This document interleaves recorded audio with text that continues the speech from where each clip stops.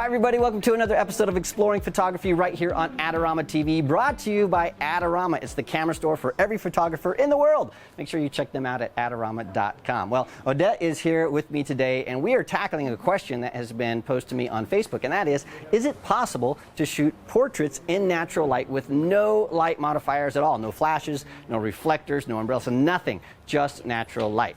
And absolutely, you can do that. And so we're going to zip around Pretoria, South Africa, and we're going to find the light, soft light and hard light and open shade and directional light, all of that kind of stuff. And I'm going to show you how you can shoot portraits without any light modifiers, just using your camera, a beautiful model, and that's all there is to it. So without further ado, we're going to do it right now. All right, we're going to start with the easiest lighting setup, and that is soft light. This is just shade. We've got this overhang here, and so we don't have any direct sunlight. Light is just bouncing all around, giving us this really amazing soft light. And back here we have this really awesome background. So we have this fiberglass with some specular highlights. So I can use this as something that complements the blue in her eyes and in the dress.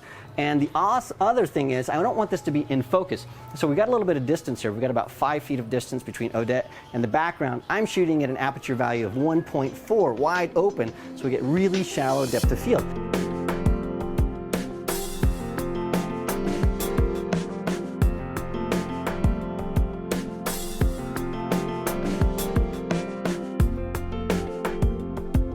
The key to this setup is this light that you just saw coming into the left side of Odette's face. So that gives us that contrast, and it's sort of a trick where you find a little pocket of light coming into shade. Now this is similar to open shade. We're going to get to open shade a little bit later, but this is a really nice thing to do. Find a pocket of shade with some strong directional light coming in. That's going to help sculpt your subject. That's going to look a lot better than just flat shade. But we need to do more. In fact, let's go try to find some open shade, and we'll do that next.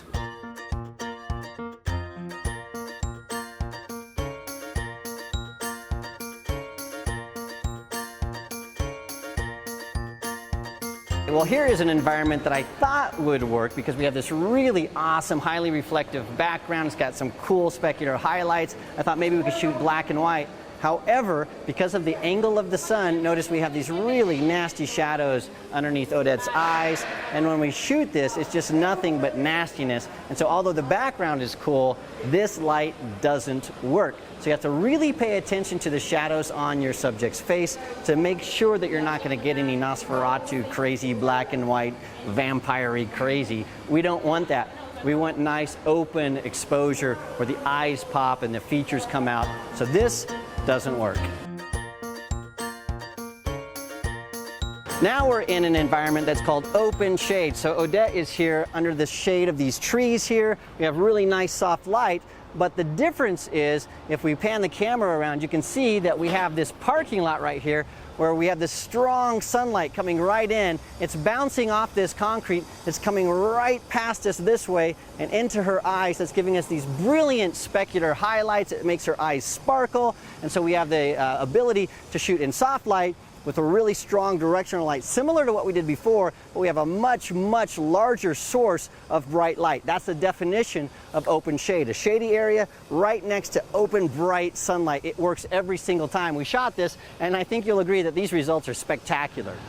All right, to make this successful, we did a couple of things. The background, what we did is we wanted to make sure that we had some nice green to complement her blue eyes. And I made sure that I positioned myself and my camera where we didn't have branches growing out of the back of her head. We didn't want that. And then the last thing we did was we asked Odette to sit up on this wall, because when she was standing in front of it, we had just sort of this nasty wall. We didn't like that. And so her sitting up on this allows her to get closer to the green. It eliminates the nastiness of this wall. And it also solves some problems of the cars parked on the other side of this wall. And so that cleaned up the background considerably just by having her sit up here. And I think it worked out just fine. Well, sometimes you can't find the light because things change. And so we just had some wind come in and the clouds rolled in. The weather's changing rapidly. I wanted some really contrasty bright light to shoot some black and white images. So instead of finding the light, what we're doing is we're finding our place. Now notice around behind us here, we have some really cool architectural features, really strong leading lines. And so what we did is we got Odette, we put her in this space. I shot around at different angles using a wider angle lens. This is a 35mm lens, and we shot in black and white. I think it really worked, and here's what we got.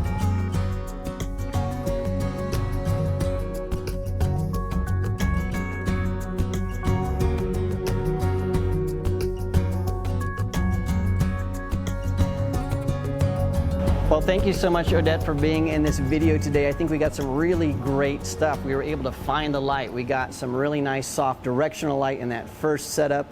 We got some amazing open shade that works so well for your eyes. We got great specular highlights. And then when the weather turned sour and the clouds came in, we were able to find this space and get something that really pulled us in with those leading lines. And the black and white, I think, works really well as well.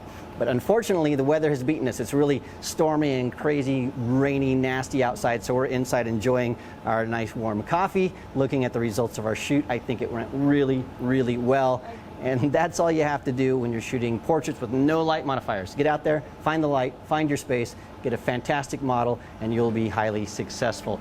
Now, don't forget to subscribe to Adorama TV. It's absolutely free. And also check out the Adorama Learning Center, where you can find all kinds of free articles about shooting video, shooting still photography, post-production, editing, you name it, it's there. It's absolutely free. So do that today. Thanks again for joining us, and I'll see you again next time.